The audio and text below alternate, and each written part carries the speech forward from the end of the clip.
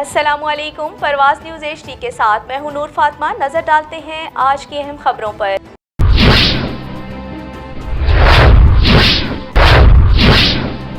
District bar Sargodha کے election سال 2023 14 جنوری کو ہوں گے، جس کے لیے امیدواروں کی طرف سے کاغذات نامزدگی چیئرمین الیکشن بورڈ کے پاس جمع کروا دیے گئے ہیں، جبکہ لائبریری سیکرٹری محمد احسان چٹکال ایڈوکیٹ سمیت تمام ایگزیکٹو ممبران بمقابلہ منتخب ہو گئے ہیں۔ مزید تفصیلات جانتے ہیں عالم گیر کی اس رپورٹ میں۔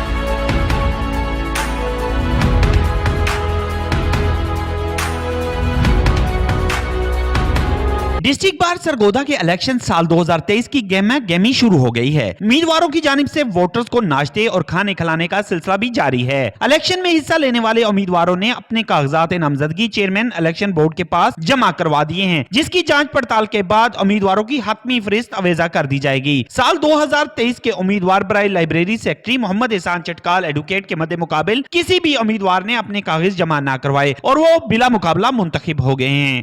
Chairman election district bar association Sargodha کی حیثیت سے آج نامینیشن پیپرز امیدواران کے وصول کیے ہیں، جو انتہائی پرامن طریقے سے تمام امیدواران نے اپنے اپنے نامینیشن پیپرز جمع کروا دیے ہیں۔ اس میں آج کے نامینیشن پیپر میں جملہ تمام جو ہیں 10 ایگزیکٹو ممبرز وہ بلا مقابلہ منتخب ہو گئے ہیں، اور ایک لائبریری سیکرٹری ہیں احسان صاحب، وہ بطور جوائنٹ سیکرٹری ان کے مقابلے میں دوسرے نامینیشن پیپر جمع نہیں ہو سکے، اس لیے وہ بلا مقابلہ منتخب ہوئے۔